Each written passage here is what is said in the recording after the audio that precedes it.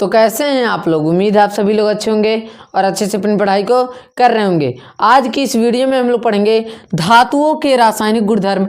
पिछली वीडियो में हम लोगों ने धातु किसे कहते हैं, अधातु किसे कहते हैं, धातु के क्या भौतिक गुणधर्म होते हैं, यानी कि पिछली वीडियो में हम लोगों ने धातुओं के भौतिक गुणधर्मों के बारे में जाना था। अधातुओं के भौतिक गुणधर्मों के, अधातु के बारे में नहीं जाना था, अधातु के सिर्फ परिभाषा को जाना था। अधातु के भौतिक गुणधर्म को भी हम लोगों ने जाना था, साथ में ही धातु एवं अधातु के भौतिक गुणधर्म को भी जाना था। अगर आपने उस वीडियो को नहीं देखा है तो जाइए, धातु एवं अधातु के नाम से प्लेलिस्ट बना हुआ है, जाइए देख लीजिए। तो चलिए बिना देरी किए इसको शुरू करते हैं। देखिए, अब धातुओं के रासायनिक गुणधर्म। अब धातुओं के रासायनिक गुणधर्म क्या है।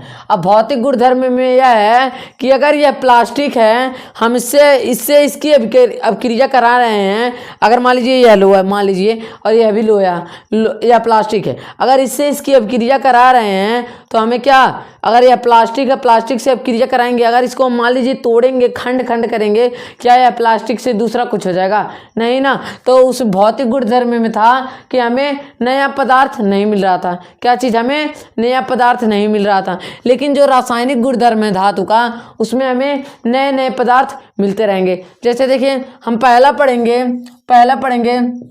धातुओं का वायु के साथ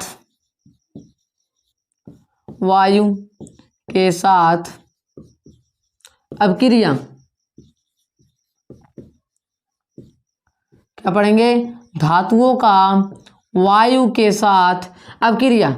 अब देखिए, वायु में नाइट्रोजन पाया जाता है, ऑक्सीजन पाया जाता है। अब हम किससे अभिक्रिया कराएंगे? जो नाइट्रोजन होता है उससे अभिक्रिया नहीं होता है, लेकिन जो ऑक्सीजन होता है उससे अभिक्रिया होता है। अब कैसे अभिक्रिया होता है? देखिए, जब हम धातुओं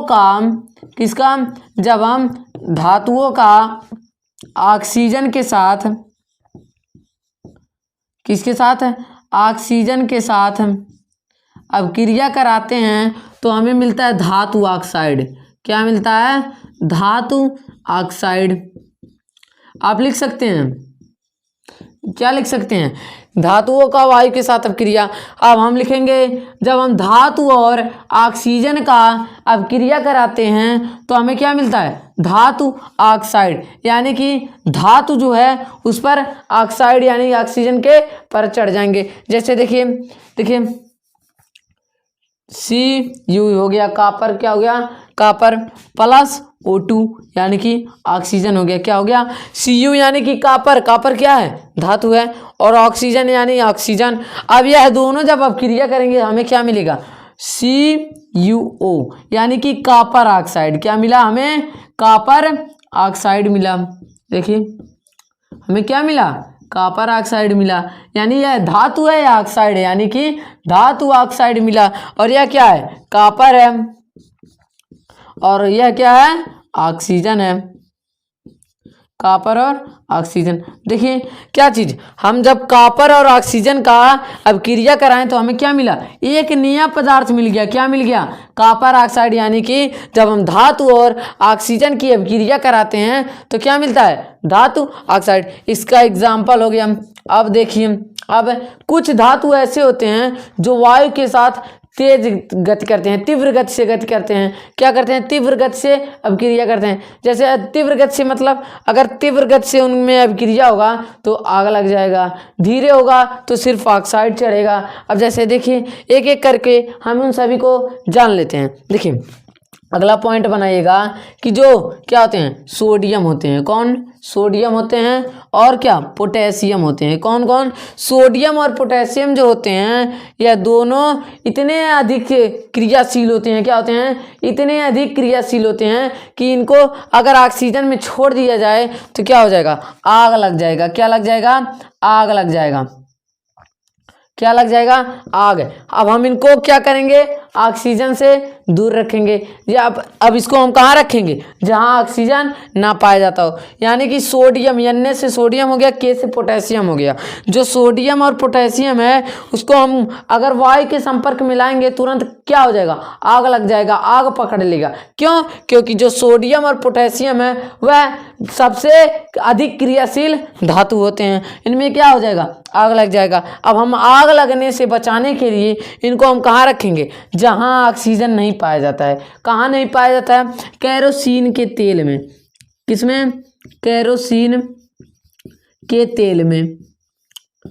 केरोसिन के तेल में ऑक्सीजन नहीं पाया जाता है। अगर हम केरोसिन के तेल में किसको रख दें, सोडियम और पोटेशियम को रख दें तो यह ऑक्सीजन से क्रियाशील यानी कि अभिक्रिया नहीं कर पाया जाएगा और आग लगने से बच जाएगा। अब केरोसिन का मतलब मिट्टी का तेल, पहले जो हमको मिलता था राशन जहाँ मिलता है वहाँ पर मिलता था, अब नहीं मिलता है, ख़त्म हो गया, समझ लीजिए आता ही नहीं है केरोसिन का तेल। अब जो सोडियम और पोटेशियम है वह इतने अधिक क्रियाशील होते हैं कि वह वायु के संपर्क में आए नहीं और तुरंत आग लग गया। आग जब लग जाएगा तो उनको बचाने के लिए हम क्या करेंगे, आग से बचाने के लिए उनको हम कहाँ रखेंगे, केरोसिन के तेल में। कहाँ रखेंगे, केरोसिन के तेल में। अब देखिए अगला क्या है, अब होता है मैग्नीशियम। क्या होता है, मैग्नीशियम होता है, एल्यूमिनियम होता है, क्या होता है, एल्यूमिनियम होता है, फिर पीबी यानी कि लेड होता है, पीबी होता है, क्या होता है, पीबी, लेड मतलब समझ रहे हैं, शीशा, क्या होता है, पीबी होता है। अगर इन सभी को हम क्या करें, इन सभी को वायु के साथ अभिक्रिया कराएं। किसके साथ अभिक्रिया कराएं, वायु के साथ अभिक्रिया कराएं तो यह लोग जो है ना, इनके ऊपर सिर्फ ऑक्साइड चढ़ेगा। क्या होगा, ऑक्साइड चढ़ेगा। यह लोग थे क्या कर रहे थे, तीव्र गति से अभिक्रिया करके क्रियाशील थे, तीव्र गति से अभिक्रिया कर रहे थे और आग लग जा रहा था। लेकिन Mg, एल्यूमिनियम और पीबी यानी कि शीशा जो है, यह तीनों क्या करेंगे, शीशा, इन तीनों को क्या होगा, यह मैग्नीशियम, एल्यूमिनियम, पीबी यानी कि लेड जो है, यह तीनों क्या करेंगे, धीरे धीरे अभिक्रिया करेंगे। क्या करेंगे, धीरे धीरे जब अभिक्रिया करेंगे यानी कि ये सब धातु, इनके ऊपर ऑक्साइड चढ़ जाएगा। यह हो गया धातु ऑक्साइड, ठीक। यह पीबी शायद होता है अधातु, ठीक। अब देखिए इन दोनों क्या, मैग्नीशियम एल्यूमिनियम के ऊपर क्या हो जाएगा, धातु ऑक्साइड चढ़ जाएगा। इतना हुआ। अब देखते हैं आगे देखते हैं। अब कॉपर, किस चीज के ऊपर, कॉपर के ऊपर।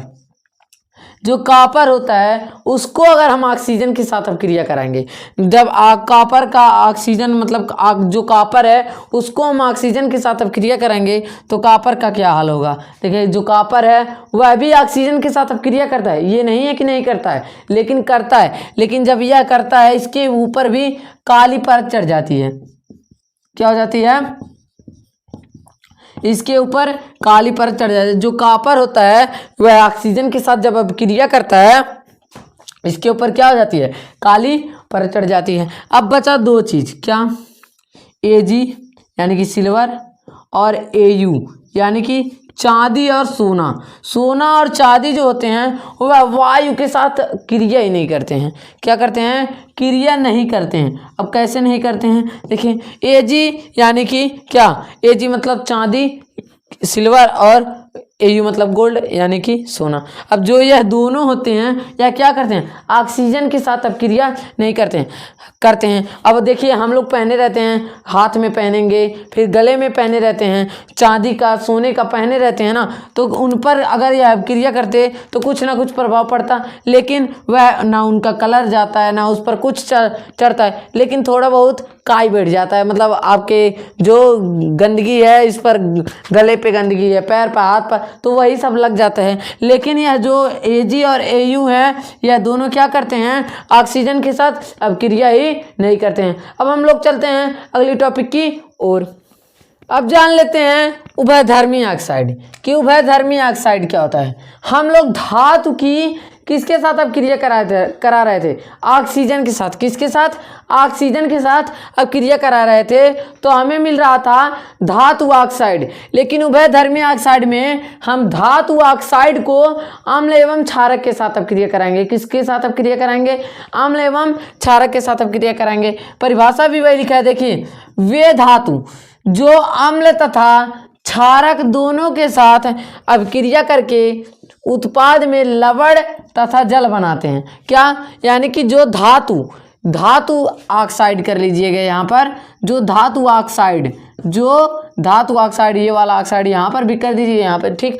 देखिए वे धातु ऑक्साइड जो अम्ल तथा क्षारक दोनों के साथ अब क्रिया करके उत्पाद में लवण तथा जल बनाते हैं। अब देखिए अब कैसे कहे हैं कि धातु ऑक्साइड, देखिए Al से एल्यूमिनियम होता है और O लग गया, क्या हो गया, एल्यूमिनियम ऑक्साइड यानी कि धातु ऑक्साइड। अब यह Cl यानी कि हाइड्रोक्लोरिक अम्ल। हम आपको एक बात बताना, क्या चीज़, अब देखिए यह हो गया, यह Cl यानी कि हाइड्रोक्लोरिक अम्ल, यह हो गया Al2 यानी कि धातु ऑक्साइड, यह हो गया और क्या चीज़, हाइड्रोक्लोरिक अम्ल, ठीक है। यह अम्ल हो गया और यह क्या हो गया, धातु ऑक्साइड। जब हम एक बार धातु ऑक्साइड और अम्ल की अभिक्रिया कराते हैं तो यह है लवण और यह है जल। क्या चीज़, लवण और जल का निर्माण होता है। किसका निर्माण होता है, लवण और जल का। ऊपर वाला है अम्ल और ये वाला जो है वह क्षार, क्या है, क्षार। देखिए इसमें भी वही चीज़, बस इसको चेंज कर दिए हैं, फिर इसके हिसाब से लवण और जल